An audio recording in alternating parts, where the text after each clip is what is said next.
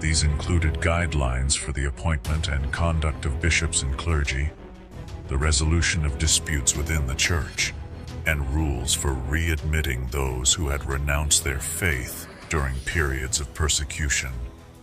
These canons, or church laws, laid the foundation for the organizational structure of the Christian church, fostering unity in a rapidly expanding faith. While the Council of Nicaea marked a triumph for orthodoxy, it did not end theological debates. Arianism persisted for decades, with various factions continuing to challenge the Nicene consensus. Subsequent councils, such as the Council of Constantinople in 381 AD, would build upon and reaffirm the decisions made at Nicaea, expanding the Nicene Creed to address the divinity of the Holy Spirit and solidifying the doctrine of the Trinity. Nevertheless, Nicaea established a precedent for addressing disputes through ecumenical councils, providing a model for unity and clarity in the face of theological discord. The decisions made at Nicaea not only shaped the theological framework of Christianity, but also demonstrated the growing influence of the Church within the Roman Empire. The transformation of Christianity from a persecuted faith to the religion of the empire culminated in 380 AD, when Emperor Theodosius I declared it the official religion of the Roman Empire through the Edict of Thessalonica. The once marginalized movement had become the spiritual and cultural cornerstone of the Western world.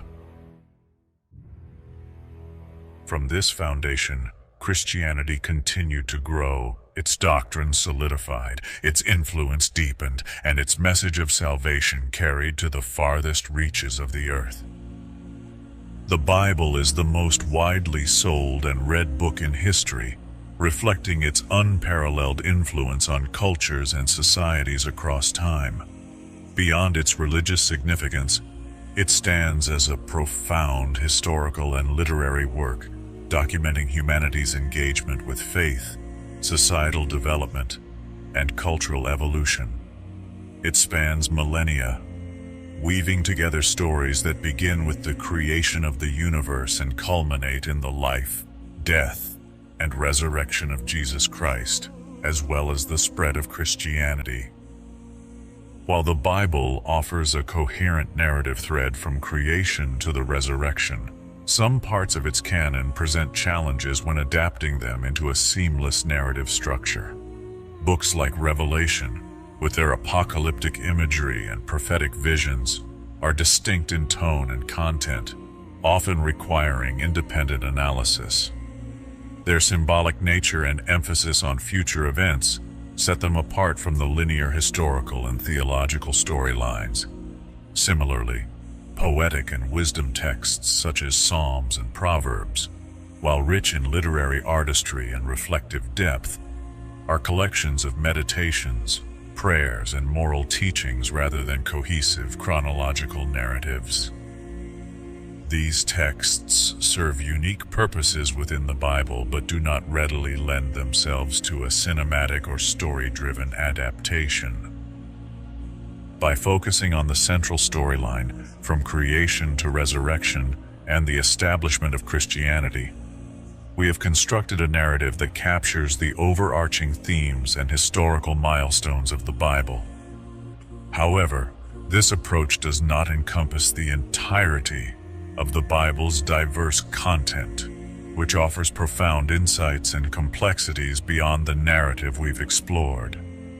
It is also important to highlight that there are various versions of the Bible, and many scholars point out translation issues, such as the case of the term Elohim, which appears in the episodes of the creation of the universe and mankind. According to Jewish teachings, the term Elohim is a majestic plural for God. In the interpretation offered by the Christian faith, Elohim alludes to the Holy Trinity. According to other scholars, Elohim is a plural term, affirming the existence of multiple gods, known as Elohim. In these interpretations, the God of Abraham, Isaac, and Moses has a proper name, Yahweh, who presents himself as the one and true God, introducing the concept of monolatry.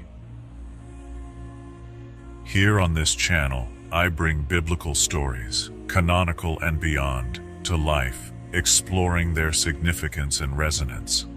I encourage you to delve deeper, uncovering the richness and meaning within these timeless texts. Subscribe to the channel, choose your next video, and join me as we continue our journey in search of the truth. I'll see you in the next video.